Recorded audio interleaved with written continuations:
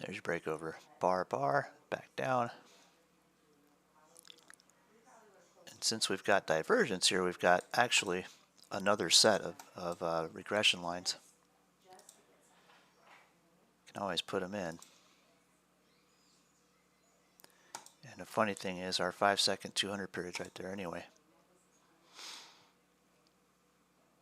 So if you traded short on this break, here's where your finger is hovering over that cancel all button, and just watch for continuation. If it bounces back above this, kill it. If it keeps running down, you can keep running with it. Turn a 3-pointer into a 5-pointer or a 7-pointer.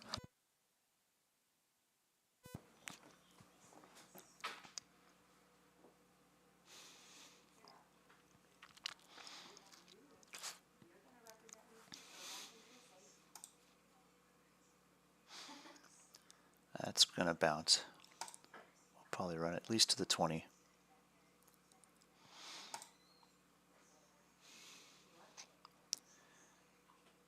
There it is, pushed right to the 20.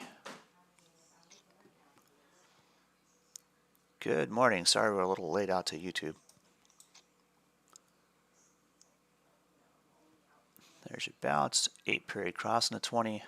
Watch for possible run back to the angular resistance up here. Be about 395.90 if this continues to push.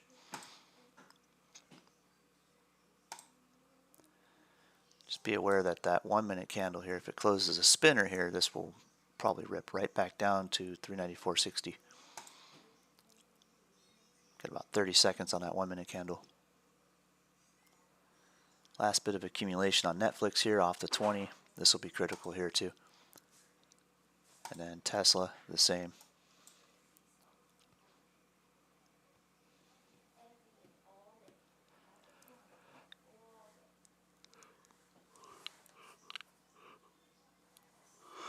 Pardon me. I did not sleep well last night.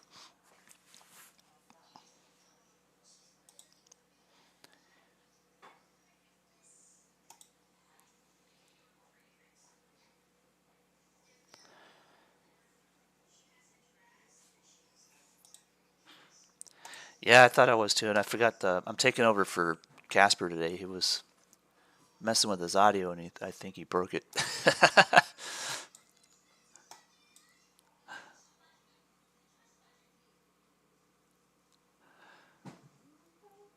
Wow, it just kind of oozed on up there, didn't it? As far as that goes, we're going to keep doing that because we've embedded the YouTube channel into our website. At some point, though, we'll run behind the unlisted channel and run that as the embed at some point. But just for now, we're kind of getting back out there, kind of showing people what we do on the inside. There we go, right back to regression. We did close a spinner on that 1-minute candle right there.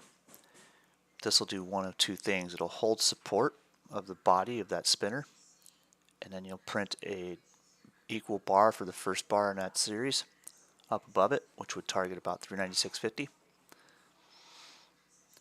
Sometimes you'll get an evening star where it'll come back down and retrace that whole bar, probably to 395.25. So you either get a bar spinner bar setup or you get a evening star. In this case, it's looking a little bit more like it'll do the bar spinner bar thing. Shoot, this is a 5-minute chart, sorry. 3 minutes left on that candle. It's looking more like a bar spinner bar thing, but watch that previous candle. If it breaks that support line, which is right under the edge of that doji there, it will rip back down. Bam. Measure move breaking out. Like I said, target 320. We got a high and tight pendant on Tesla to boot, and that would be about a 199 target. But again, watch this formation here on SPY as well. It's the same formation, all three of these. Netflix is just leading it a little bit. Run this line out. There we go. Now this will probably look more like a bar spinner bar. And like I said, that target would be 396.50 off of the 5-minute chart here. Still got about 2 minutes 10 seconds on that candle though, so anything can happen. We'll watch our 5-second chart for confirmation.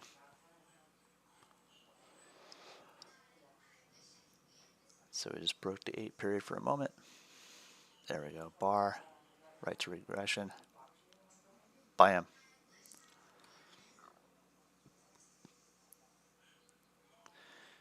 So whenever you see a measured move like this, there's always fractions. So sometimes it'll only reach about half of that bar.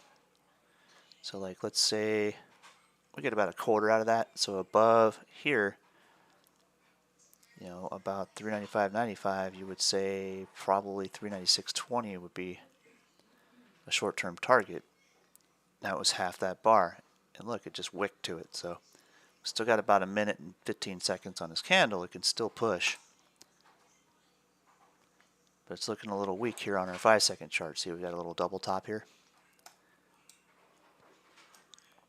Sometimes you'll get a fake breakout like that, and then you'll get volatility immediately after. Like here we're setting up an evening star on Netflix. Well, this is what Sig would call a Busby, and if you haven't looked at his Busby video on our YouTube channel, check it out. Just Google Bullish Bears Busby and it'll pop it right up. But this is the 3-bar, and typically what happens here is you get your evening star and then you get a retracement almost to the top of the 3rd bar. It's very fast, so you get a little quick scalp out of that. So 316.47, target met, done. If it's going to continue, it's got to break resistance, so it's got to break 316.65 to continue with that. And sometimes these will trend out bullish, sometimes they will reject and break over. But the quick play is if you're going to play one 1-minute bar, that's the play. You run to the top of the previous bar. Or you can sit there and hover over your exit button too.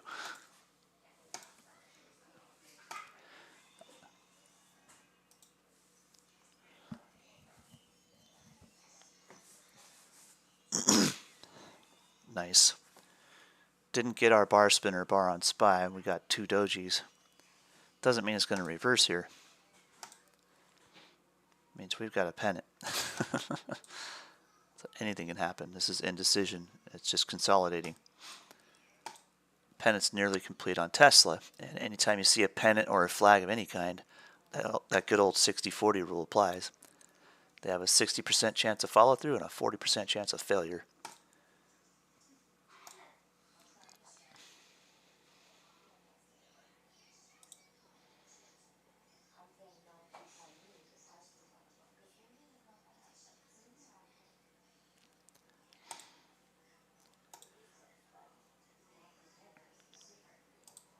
So Casper's reinstalling audio drivers.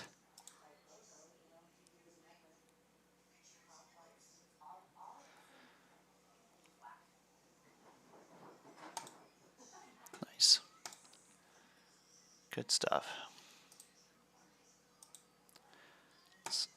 Sometimes that's all you need, man. Make your day. I said, I know people who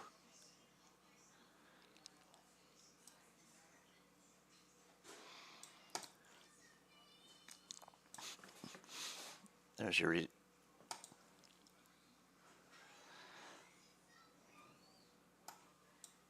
right.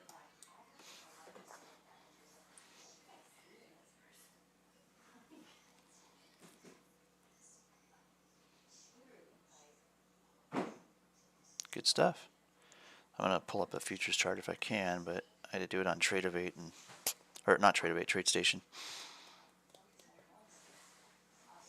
Yeah, it's gone. I'm done with it. Those guys pissed me off.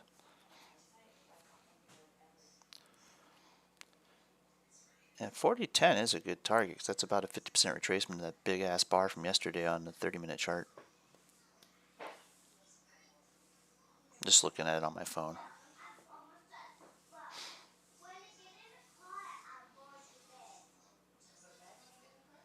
Ah, there you go.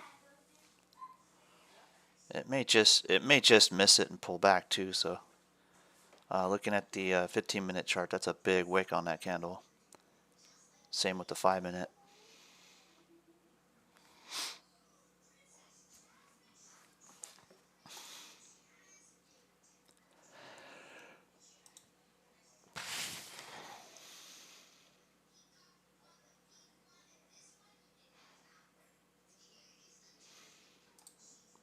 There we go. Good stuff, bud. This pennant completes right here with one more 1-minute candle. And same with Tesla. And Netflix peaked at 317.97. I was about halfway from break to that 320 target. Looks like it's got one more push setting up. There's your second Busby. 2 in a row. That's kind of cool. I think we'll tune up, run up real quick, and then probably break over.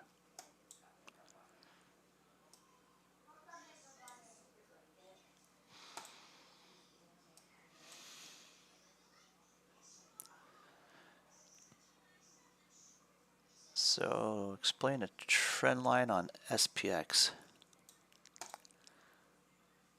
Yeah, I can pull up SPX. Give me a moment. Well, I mean, with SPY, it's the same. It's right here.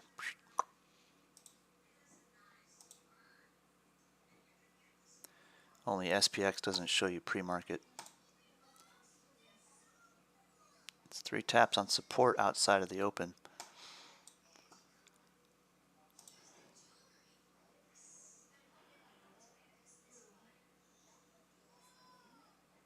Let me see if I can trace this back.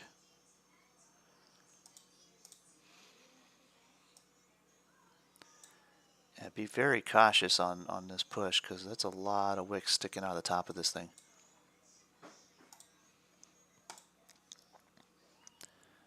Netflix almost there.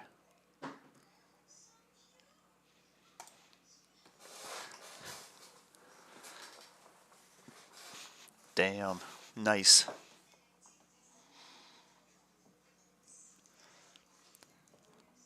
You're gonna run that? It's peeking out though, man. you got spunk.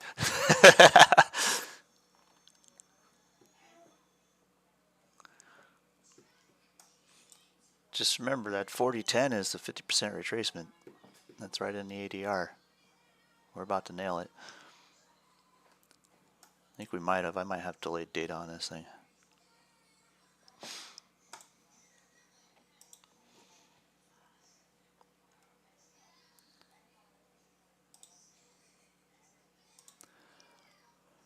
$319.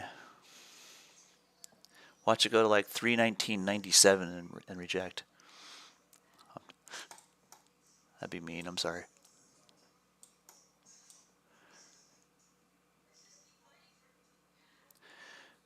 So, if you haven't joined us before, I draw a lot of these fan lines on the SPY 5-second chart.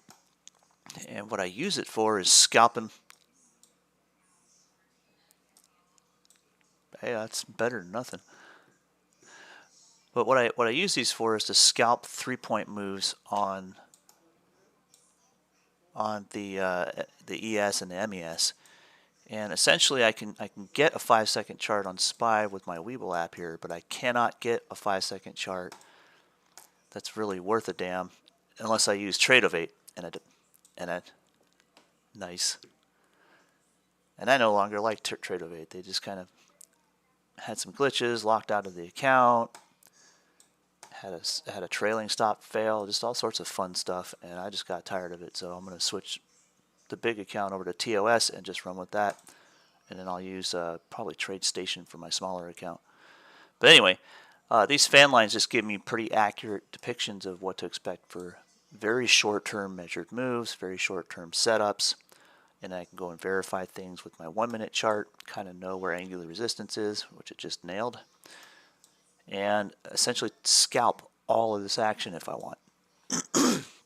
On top of that, I can go and use this information to trade SPY options, whether I'm trading spreads or just day trading some 2 to 5 day expirations, whatever it may be, I can use that same data for that. So if I spot a bigger setup where I can expect something more than a 3-pointer or 30 cents on SPYs, 3 points on the ES, just to kind of give you a reference, I can spot a breakover point and switch directions, or I can go and trade from A to B, find the support and resistance, whatever.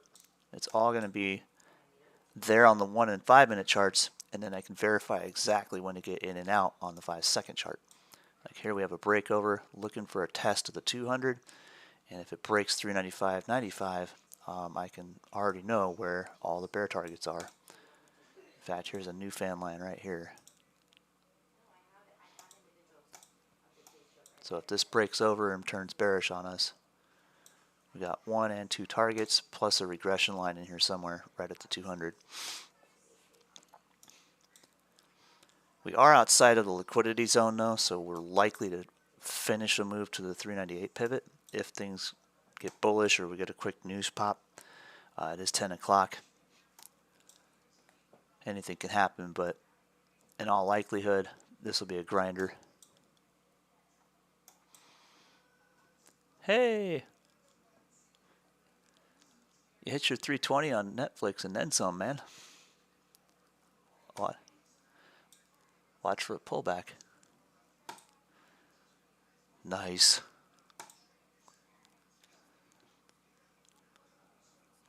Yeah. I know. Needs.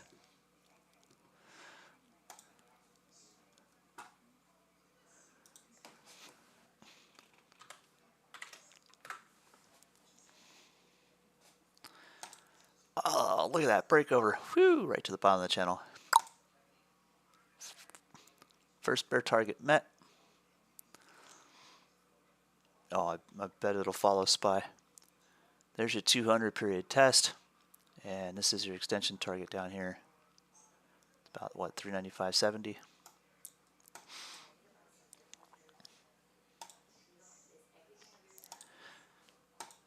This is, I mean, this is like kind of a choppy market. A lot of people would have a hard time with this.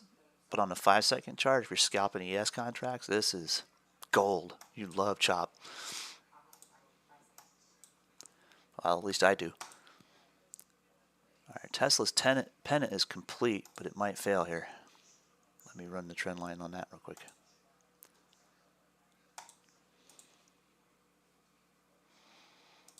Yeah.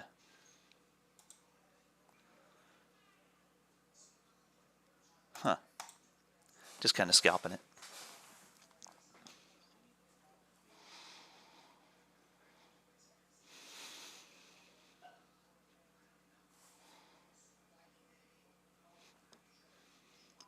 Oh, it's got one more push off the angular.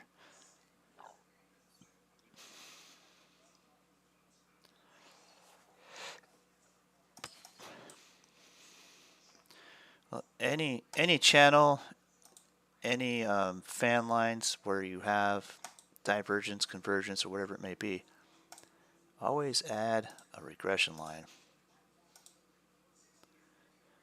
Now, I know I say this all the time, but there's a channel.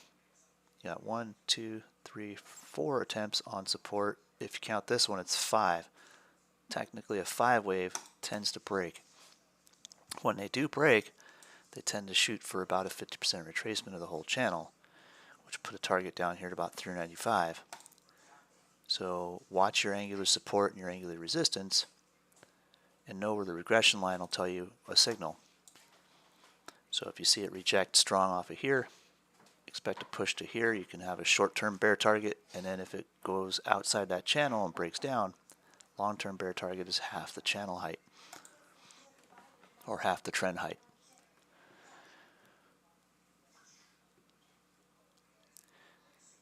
And what's cool about these trend lines is this same analysis style works on pretty much every time frame. So like from 1 minute, you got your 5 minute, 15 minute. I got angulars back here that we broke out of. I mean, everywhere you look, if your chart starts to look like this, I call this dope, data on previous encounters.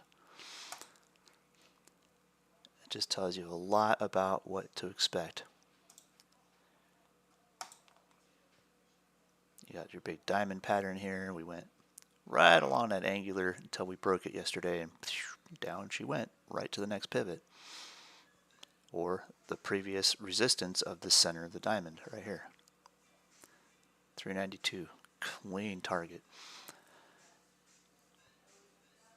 Daily chart, it's going to look like crap. Nice.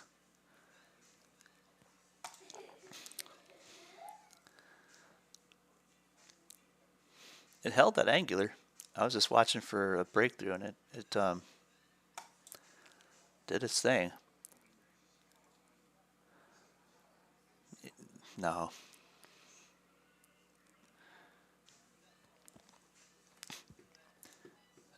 If it breaks above 200 a day, the volatility will crank the price on those things pretty quick. But 399 is the first bull target out of this, and then if it continues, what's our mean? So we got what, 197.60. So $4 move would put it right up here,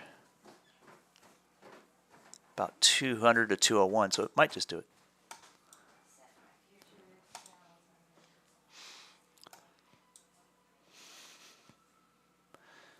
Yeah, 320 was the first bull target or second bull target on this breakout here.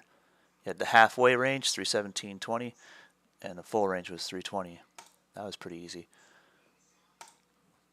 As far as trend lines go on every time frame, like you have an angular here coming down on a weekly chart even, and this looks kind of ominous to me. This looks a lot like a bull trap here on the weekly chart.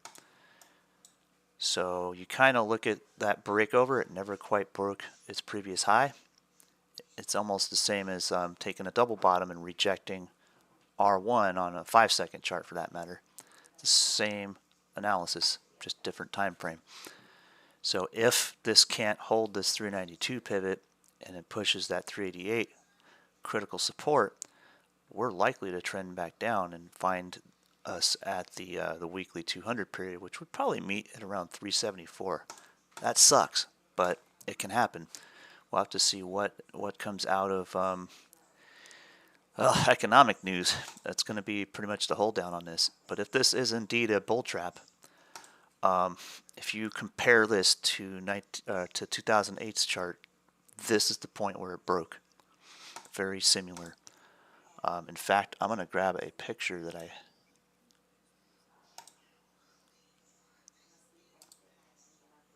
don't have a way to put it on YouTube, but I do have a way to put it on our chat here.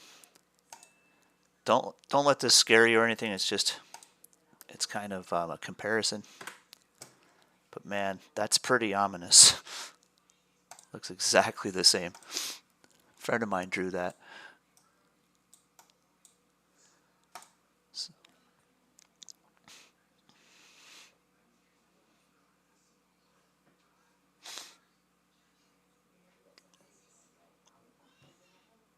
Right.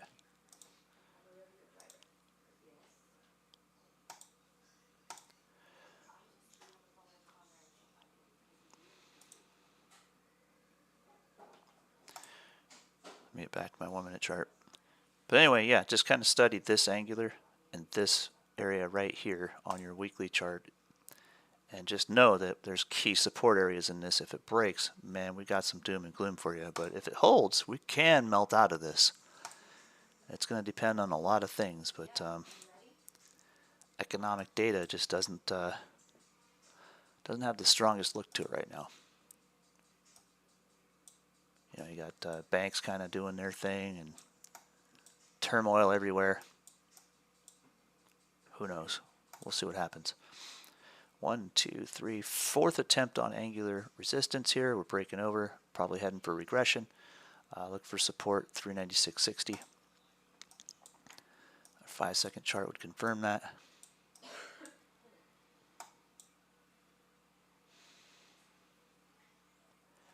And we got one more fan line we can add here.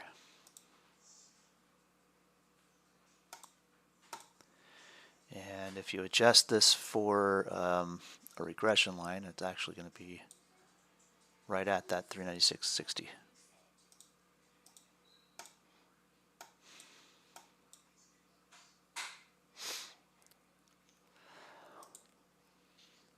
Boom.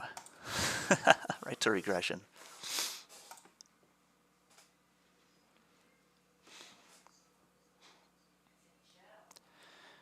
But yeah, there's a lot of weight with what's going on with our good old S&P right now, and that's a terrifying picture in there to compare it to 2008. But man, we'll know in a couple weeks here. I think we got a couple of weeks before we figure out exactly what's going to happen, and it kind of lines up with May, doesn't it? The old adage, you know, the sell in May and go away. Well, I'm not an investor, I'm a trader, so I'm going to trade the chart, obviously. But if we get one hell of a sell-off in May, I am going to profit from it. I love being a bear. I'm not always biased to be a bear, but I love being a bear because I'll say this all the time. Price action loves to take the stairs up, so to speak, and the window down. So like we had this long grinding bullish trend here. All right, that was your quick sharp pullback. Yep.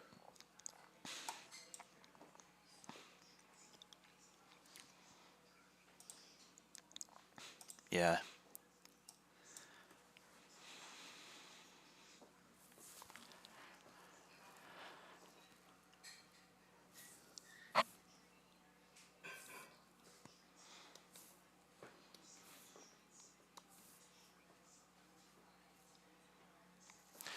I don't know because there's no announcement for a meeting today. But it was supposed to be that they had their FOMC yesterday, and then they usually do remarks the next day. But I don't know. Let me see. Let's see if I can get on the news ticker here.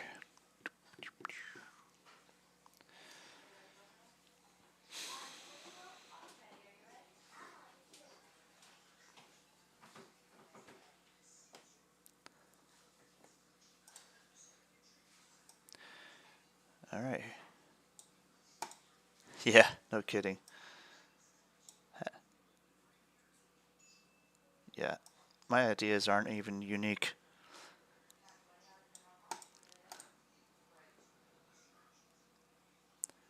Well, I do constantly think about stocks, so yeah. There's your fifth impulse on angular resistance, so if you went long on that, cool, be cautious and be ready to take your profit.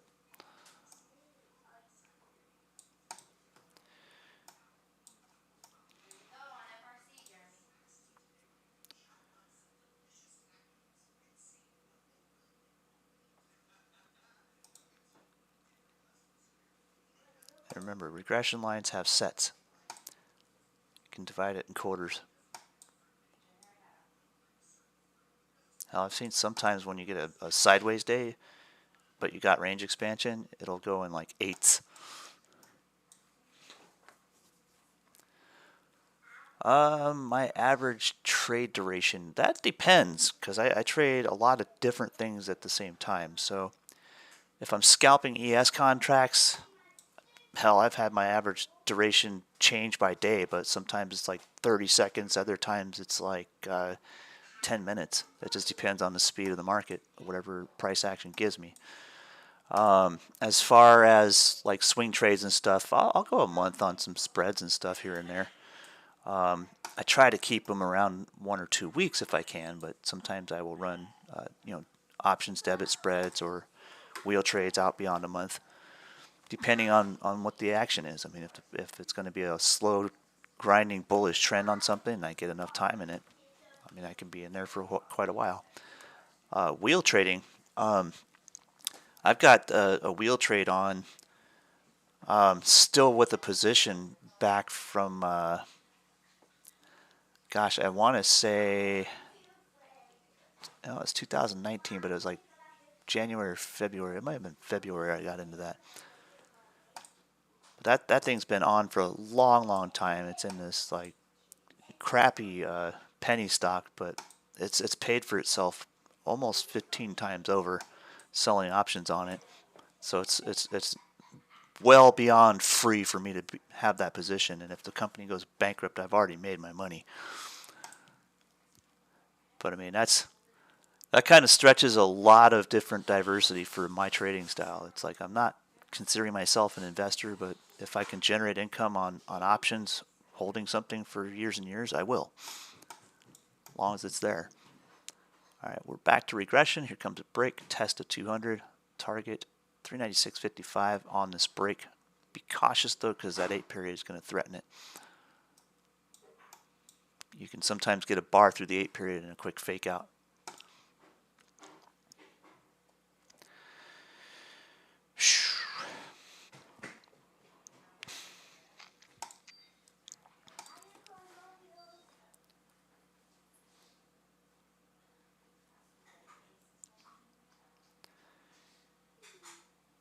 All right.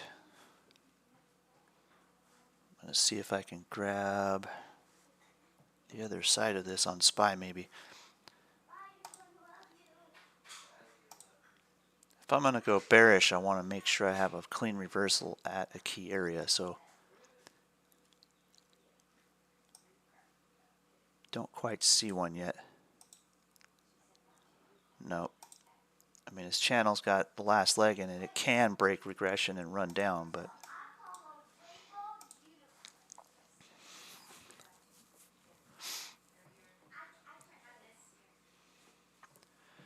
if you haven't messed with the wheel strategy, I do have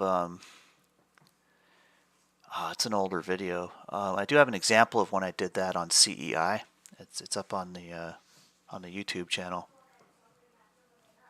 I think we just labeled it the wheel trade strategy or something to that effect. There's also an article in our blog about it. The options wheel strategy, I think it's called. For some reason, it's just titled a little weird.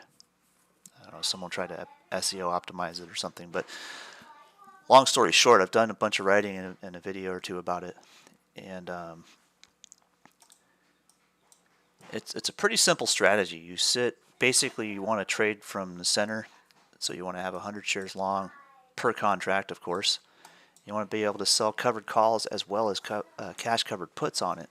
And then I swing trade those short legs over and over and over again. So traditional wheel trade would have you selling monthlies and just sitting on them till they're down to about a nickel in value and then buying them back.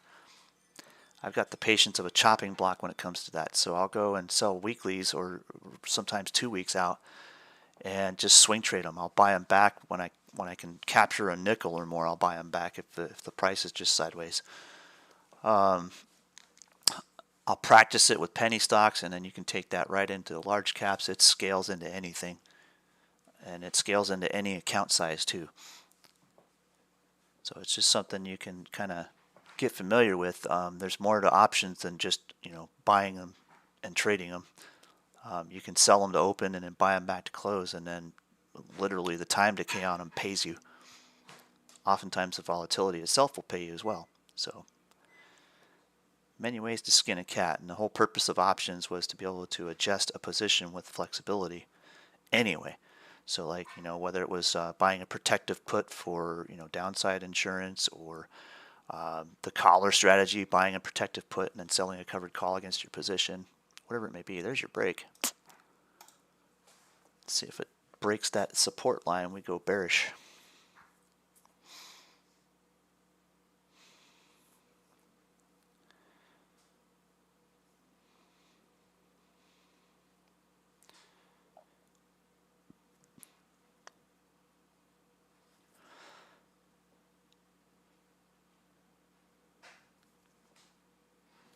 Let's see here.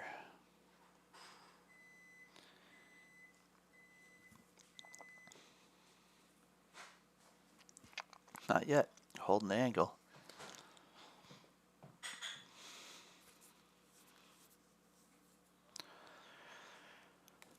That's 6 attempts on angular support though. And typically your channels will come with 3, 5, and 7. So we can make another run to regression and reject there. We already have 5 on angular resistance, so we could set up another push all the way up to angular resistance. And by the time price gets there, it'll be like 397.70. Or we can break here.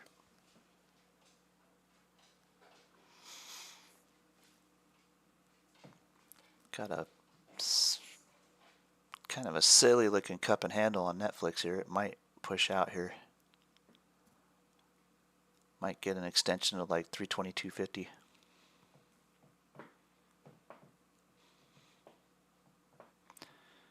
But I'm watching SPY like a hawk right now.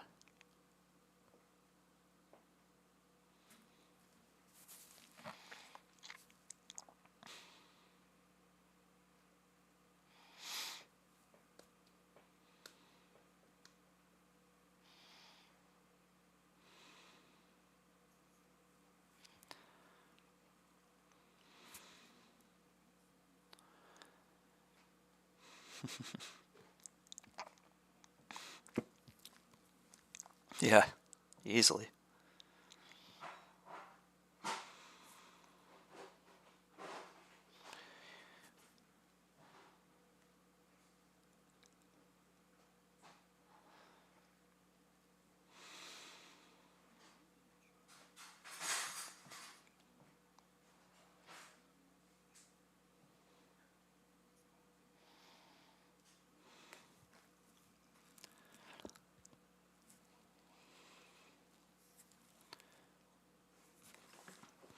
Nice.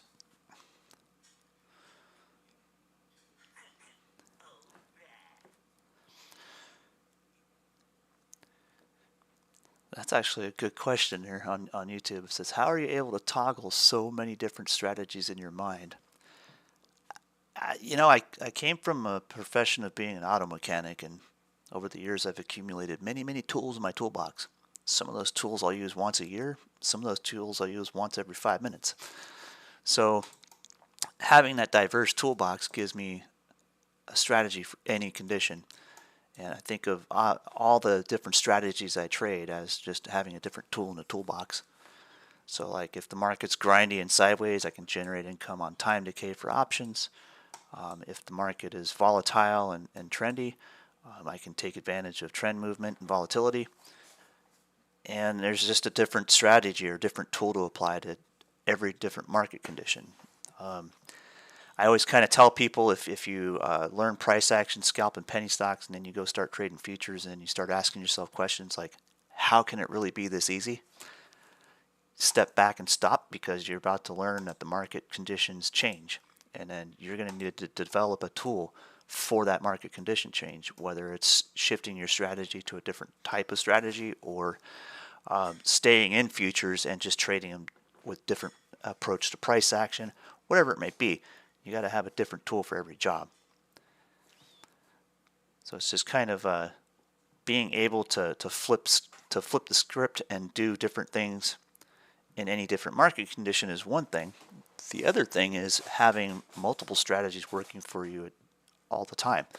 So like I can maintain one account with just running a basic strategy. Like I run my debit spreads, credit spreads, condors, butterflies, and wheel trade strategies in one account. And that's typically my Robinhood account. I'll day trade options mostly in my Webull account because I can just set up a cash account under 25,000. Doesn't matter. I can go and just day trade options all I want on settled funds. And then futures, just whatever future broker tickles your fancy, run with that. You can scalp the ES, the MES, the NQ, MNQ, whatever you want to do. Here we go. We're going to push regression. Look for that push to 397.50. And Netflix is probably going to nail that 322. Tesla's kind of cruising off that trend line again. I've said this before, but whenever you see a pennant, if it does break out, always extend the trend lines on those things. I mean, you can stick them out to the whole day, even if they've diverged. And here we have divergence. So when price just kind of hums along that trend line, you can figure out where the support is. So if this was looking like a failure, this was your trend breakout. It made a half measured move and it pulled back to support. And that angular held it really well. You can also do the same with just horizontal pivots, figuring out where the resistance was on this pattern itself. Same. Many ways to get to it. The idea is it gives you chances to trade that same trend line over and over and over again. And when it breaks, you can flip your position. You can go bearish. Just kind of a couple thoughts.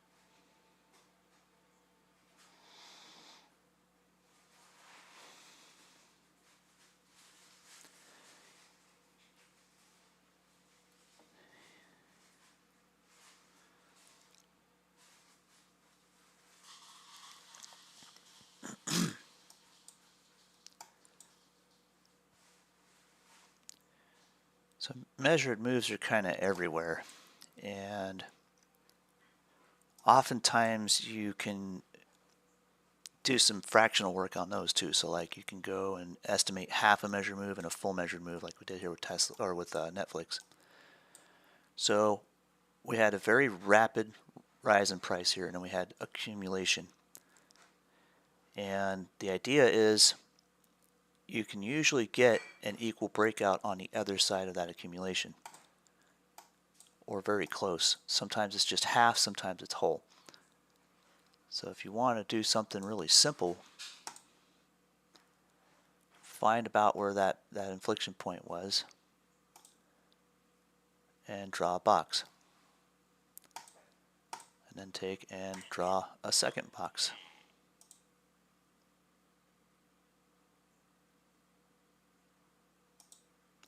And then drag one, so I can get to highlight, above the other.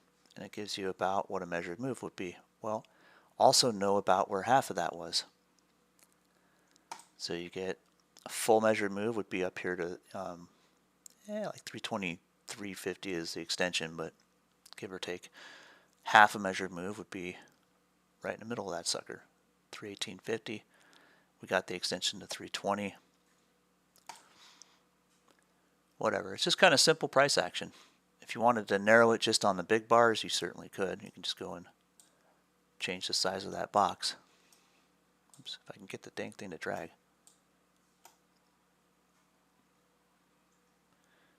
My computer's streaming to two different places right now, so it'll tend to make my app lag a little bit.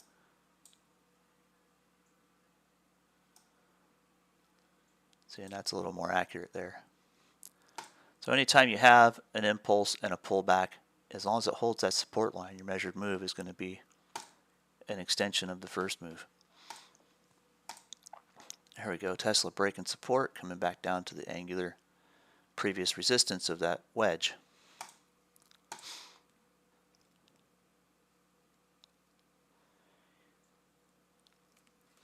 Alright, I'm going to take a quick break and let some coffee out. I'll be right back, guys. Watch this channel, it's about to break.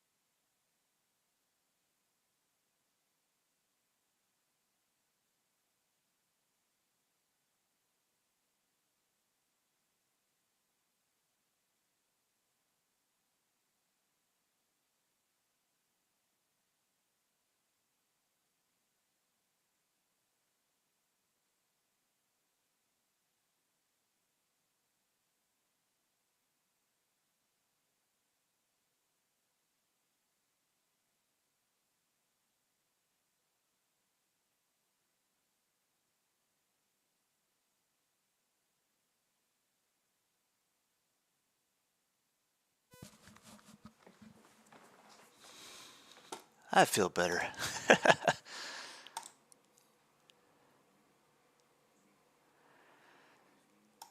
Yeah, I had to go let some coffee out. It was almost an emergency.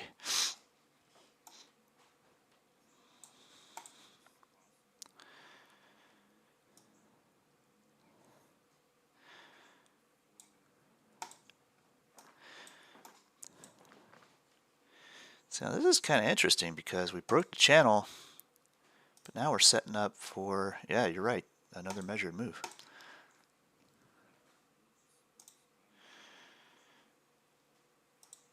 We're outside the liquidity zone, which is this gray area here. And that's essentially where the demand zone is. The supply zone's up here. We could very easily set a measured move. If you look at this, it made it almost halfway to that demand zone or supply zone.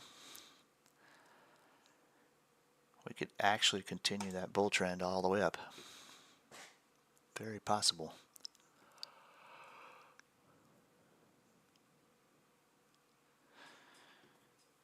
So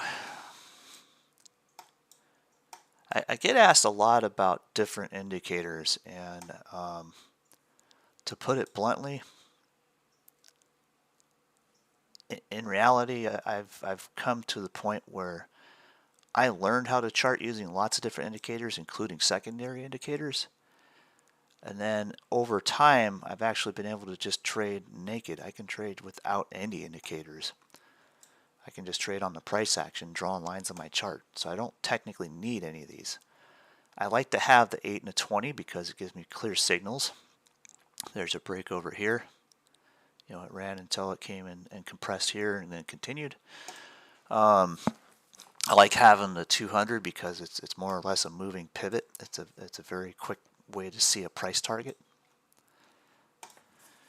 But as far as like running, using any kind of indicator as a signal to get into a trade or a signal to take and place a stop loss, to me that's just irrelevant because I've come a long way. I've traded like the 1 and 5 minute chart for years on penny stocks and pretty much anything else, to the point where now I'm watching a 5-second chart for my signals.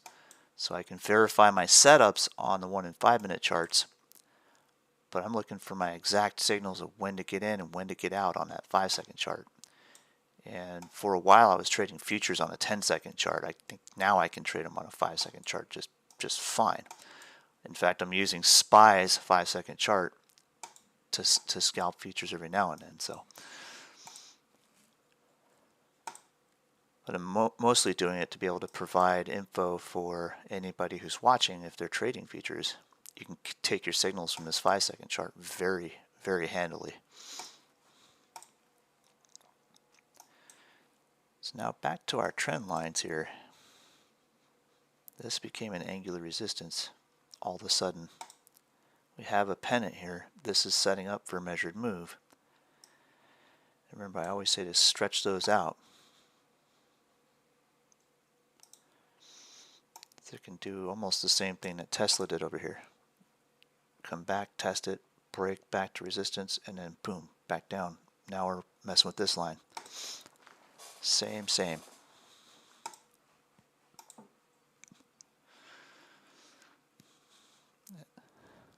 It's hovering right at the top of the range of that box.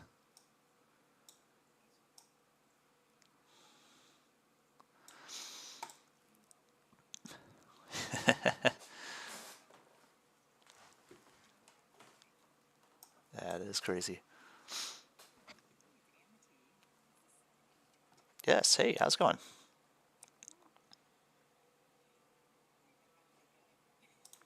Got the audio working. Oh yeah, and welcome.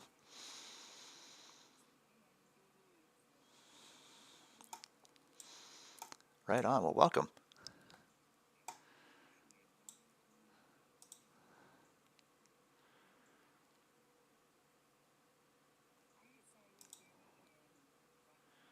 Oh wow, that was a long time ago.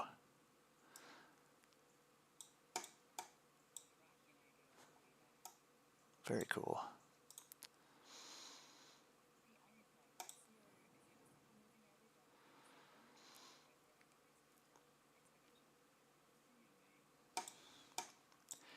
Yeah, I'm using just a simple moving average on my chart. The old SMA. Getting a little weak here. We might pull back to this guy. Let's see if we can hit that 396.95. Then again, there's one more line I'm missing here.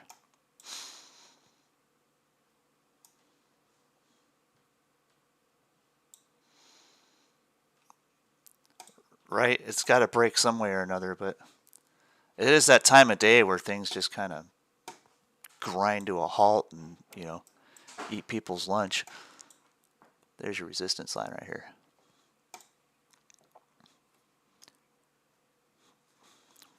Woohoo!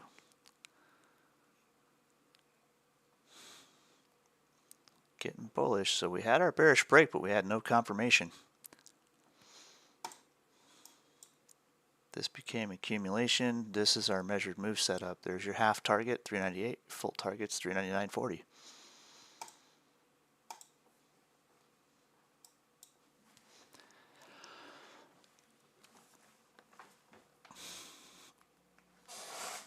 Nice. How's it go? Buy the dip, sell the rip. What is this doing?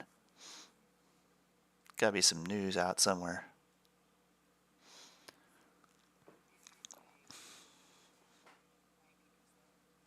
Dude, nailed that 398 pivot, like bing, bounced right off of it. It's like hitting the goalpost.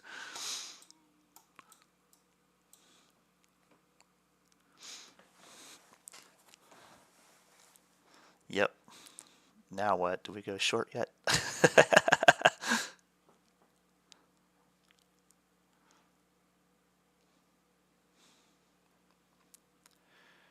Let me see. It would be fun to run a 0 day into a conversion just for the hell of it.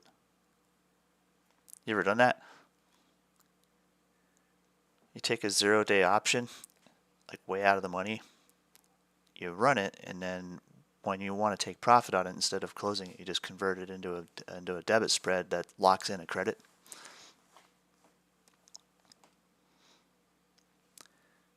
It can be really, really fun. I'm going to wait and see what this does, though, because this is looking a little like a possible cup and handle setting up.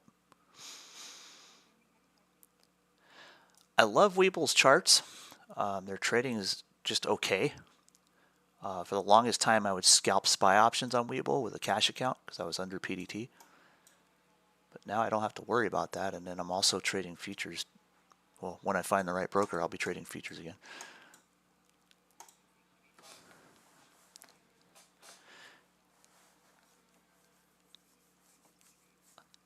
I loved it, and then what I did is I had just 2 smaller accounts, and I'd just distribute profit into my Robinhood account where I just run my option strategies. Worked fine for a while, but then I kept running into a couple of issues. Like I would be in a position, and then all of a sudden the account would get locked out, or sometimes on high volatility days, you would have like just weird stuff happen where it would freeze the data stream, and you wouldn't know what the hell was going on. Just kind of weird stuff. And then I had one account where I had a trailing stop in Bitcoin Nano Futures position that failed because of a quick spike in price. It happened so fast, it was between the order canceling and starting a new order. And that one ended up auto-liquidating that account.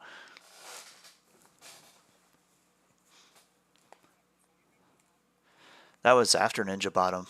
Before Ninja Bottom, it was great. I loved that brokerage. And then I remember talking to the people when we were talking about setting up an affiliate with Tradeovate. At the time I had reached out to them, and the first time they were still owned by themselves. And by the time anybody got back to me after I went and followed up on it, I discovered they had been bought by NinjaTrader.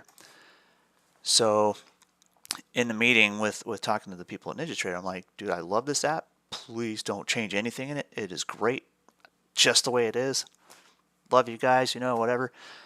I've known people who rave about NinjaTrader, and I've also known people who crap all over NinjaTrader. So like I know the MO, and I think it sucks. But once they owned it, they started having these issues, and I was just like, well, this is very disheartening for me.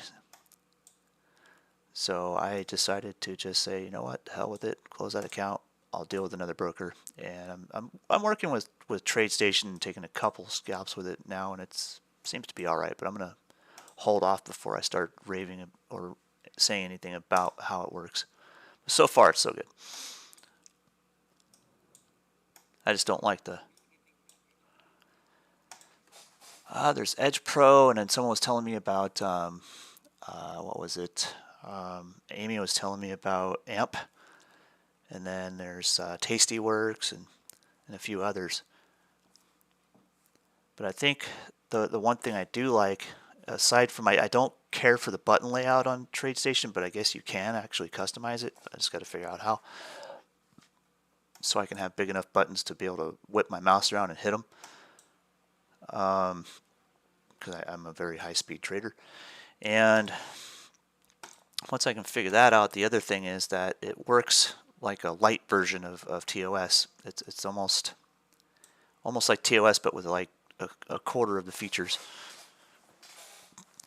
So with TradeStation, for me, I think is probably the way to go. And then maybe I'll open up a brokerage account with a smaller broker at some point for like AMP or possibly one of the other smaller, low commission type of brokers.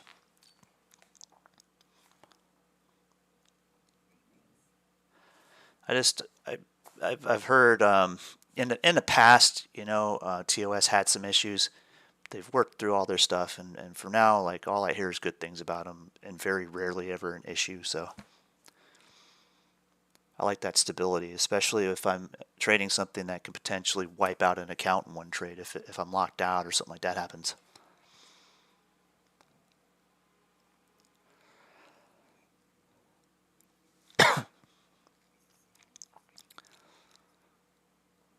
Nice.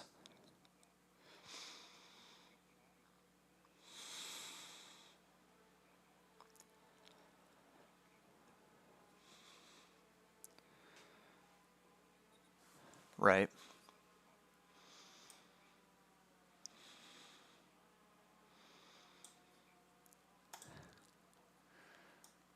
Sounds like a helicopter taking off.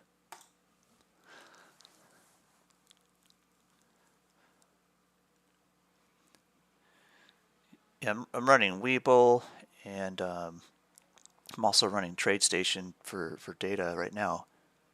And my CPU use is at like 18%. And it's averaging 18. It'll jump between like 16 and 22. But I'm just running an i5. I've got an upstream to Discord here, and I've got another stream out to YouTube. I'm running like about 9 megabytes per second out to YouTube right now. And it's doing just fine. It's not like going into overdrive on the fan or anything like that. But I know if I put TOS on here, it'll probably start to really get hot.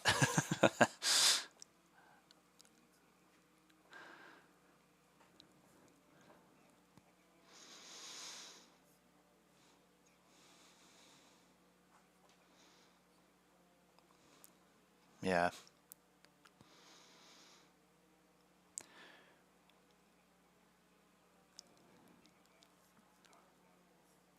Hopefully. Right to Angular. We're going all the way to the supply zone, I think, guys.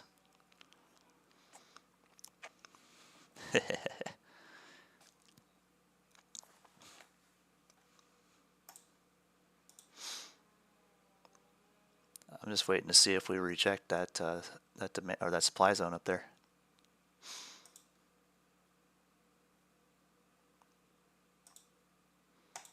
I got a lot of long positions in different equities. So I've got a spread on Tesla. I've got a spread on. I got a sizable spread on Intel. I've got a couple of YOLOs on FRC just in case. Those are negative cost basis, so I don't care what happens to those. Let's see here.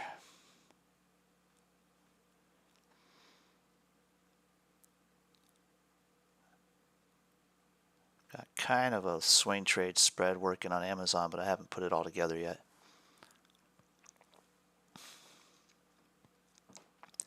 And then OPEN is starting to cook off, and I started with debit spreads on that, and I've converted them into just calls. So those are up pretty nice. I already captured cost on them by buying back the short legs, and now it's just a matter of sitting on them until they run out. I might convert them back into debit spreads though at some point. So I also want to start running a wheel trade on that one because the yield's pretty nice.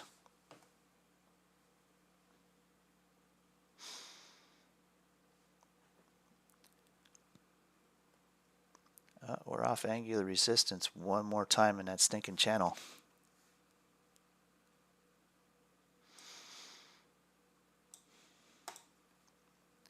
So far that has been most of the measured move expected. And that's just calculating from the top of the demand zone here to the accumulation out. It's done. But it's got a possible third leg to run up to this the supply zone up here. 399.40 I think is my target. It's pulling back right now to set up for that push. 398.60 has to break.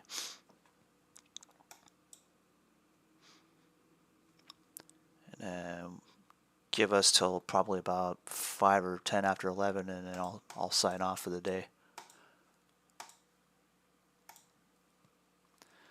Not bad for you know, expecting a range day and then suddenly we get a trend day. Kind of the typical MO for when we don't have a lot of news. So when do those auctions come out? 11?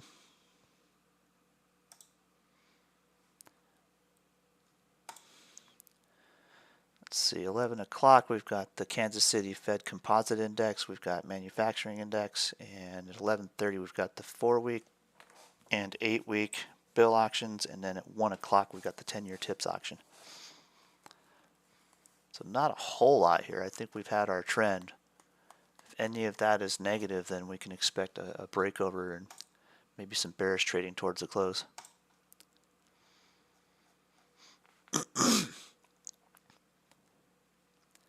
But yeah, measured moves are like just money machines, man.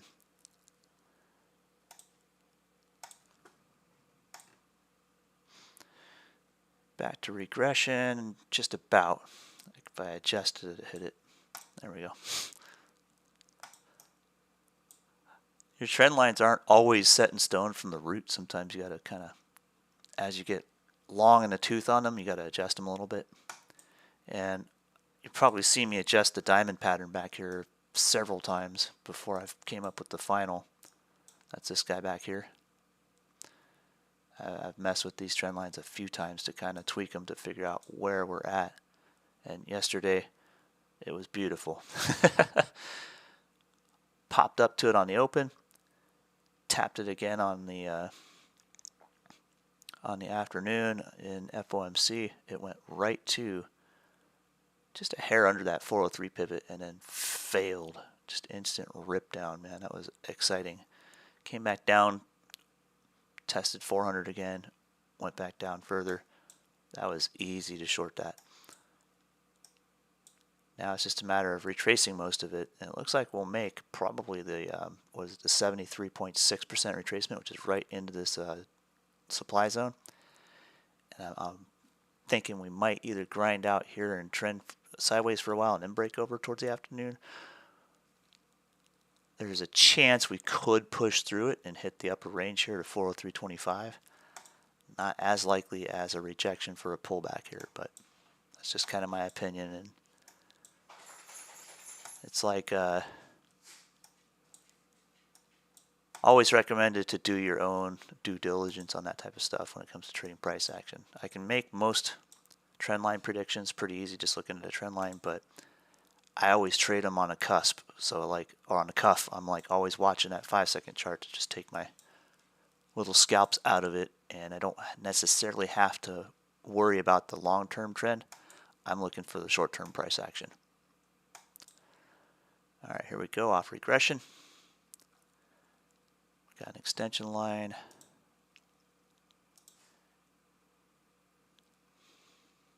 Oh, come on, let me draw.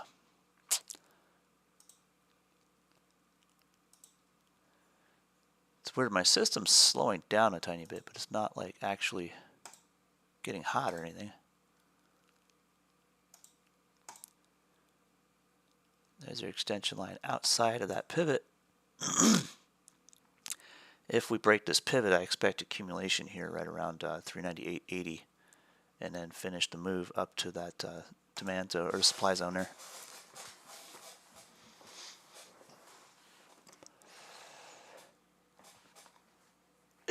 Just be nimble.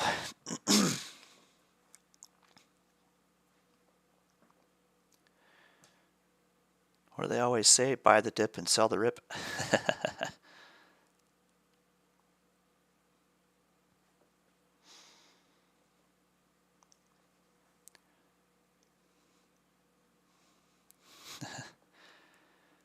And OPEN.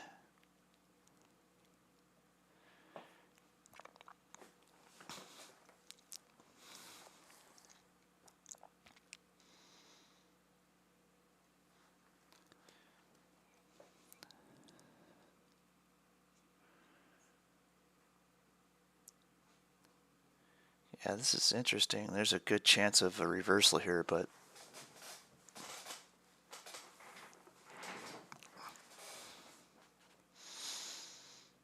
yeah.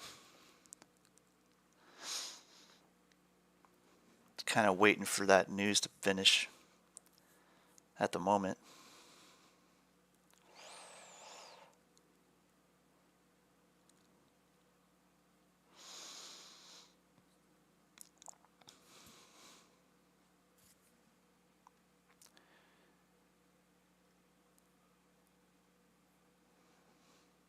Oh, okay.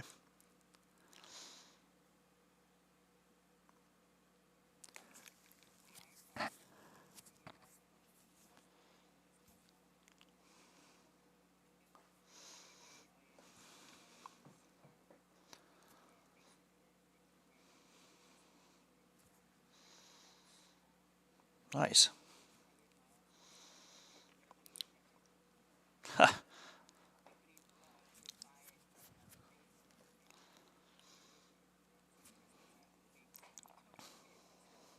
Yeah.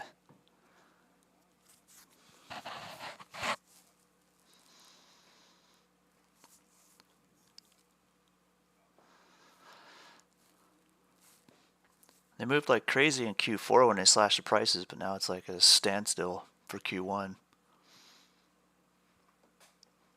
Supposedly they're announcing production numbers in the first week of April, so we could catch a quick spike out of that for price, but after that it's like, we'll see what happens.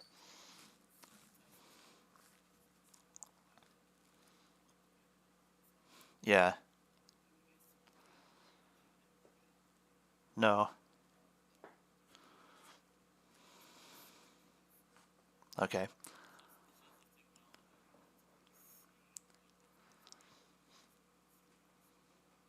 It very well could.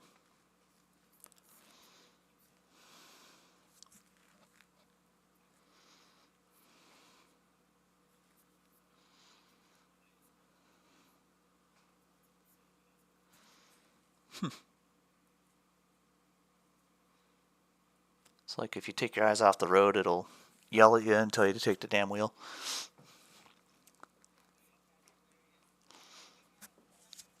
Right?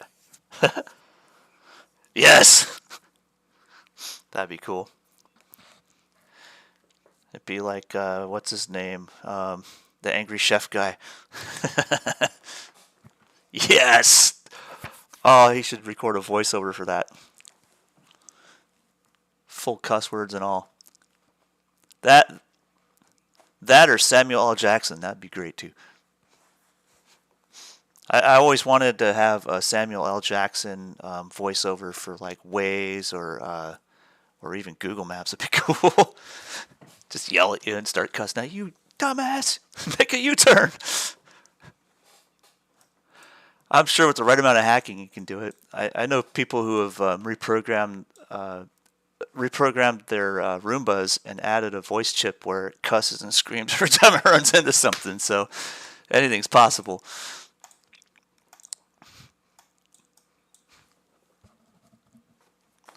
I almost bought one for my wife because she gets a kick out of that kind of stuff.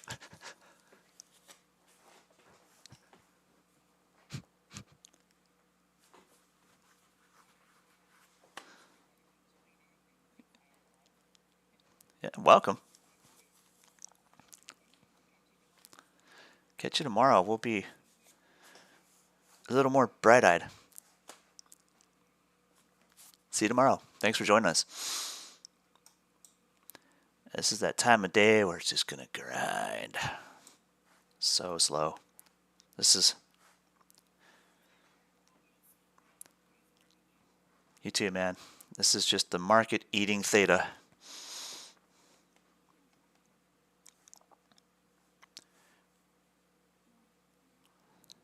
Hey, we can hear you, sorta. It's over. Yeah, it's over.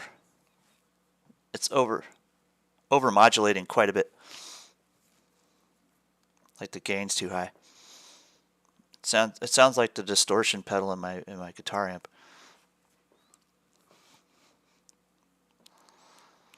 But not in a good way.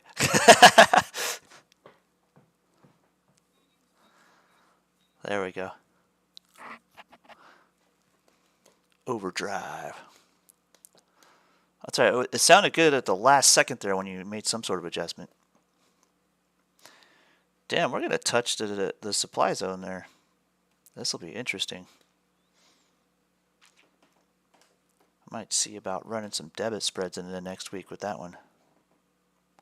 Oh, anytime, man. I don't mind covering. Kind of like half asleep this morning, so I'm not as lively as I usually am, but been pretty dead on for price action for the most part. Tesla's got one last leg to the regression line right here at 198.50. If it can't break it, watch out. Ugh.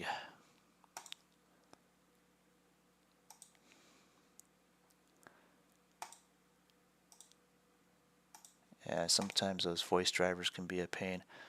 If it's just a basic microphone, though, you don't necessarily need any drivers. You know, if it's a basic USB mic, sometimes the drivers will conflict with the built-in stuff. So it could be doing that too. Like they have some that have like drivers for like noise canceling and stuff. I've found that the noise canceling that's built into Discord works very well all by itself anyway. And like my niece has been somewhat noisy in the other room here for the past couple weeks. They're staying with us, and it's funny because like I use the noise suppression onto the Discord channel. It's just fine. Like you can't hear anything in the background. But then I go onto YouTube and it's like, yep, I can hear it. So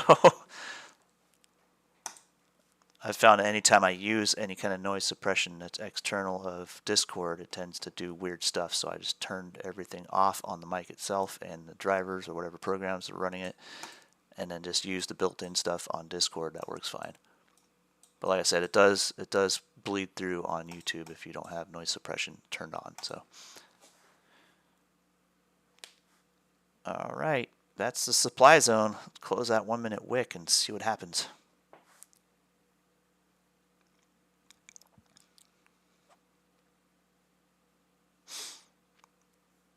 El Bulio Trapo.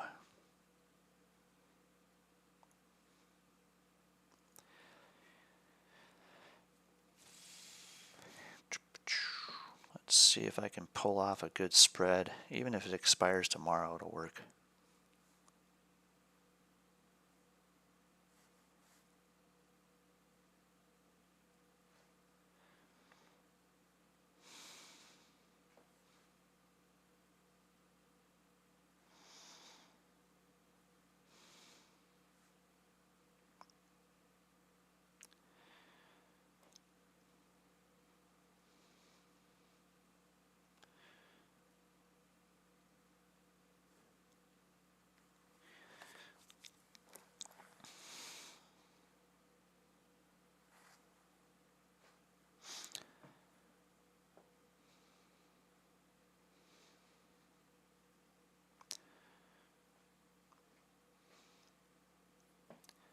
Yay, grindy sideways.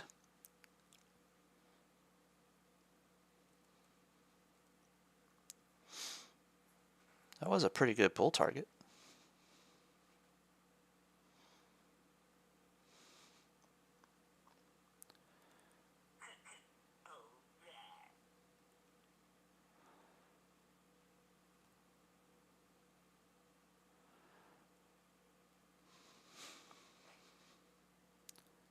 There we go. Blam, one SPY spread for 8 pennies. Tomorrow expiration. I'm just looking to rotate this into a butterfly to hold through tomorrow. Not expecting a whole lot out of today, but tomorrow I might. Alright, well I'm going to sign off of voice. I'll leave the video going for the Discord channel and sign off of YouTube. We'll see you guys tomorrow. Be sure to join us and, you know, like and subscribe, the all cliche stuff, but hit the bell, you know, if you want to be alerted to when we're coming on. Above all, though, if you want to do us a favor, tell your friends. We've got a lot of wisdom that we share here every day, both on our YouTube channel and on our contained Discord server that we've got a lot of stuff in. We got tons of resources and stuff here to check out. And plus we have, like, you know, hands-on stuff. We'll go and reply and answer any questions there. You know, you can pretty much hang out and shoot the breeze, or you can pick our brains over all day long. We don't mind. In fact, we enjoy being questioned. So anyway, thanks for joining us, and we'll see you guys tomorrow morning. I'll try and get some better sleep tonight and be a little more lively tomorrow. I'll bring my my sense of humor at least up to another level. All right, we'll see you guys tomorrow. Thanks for joining us.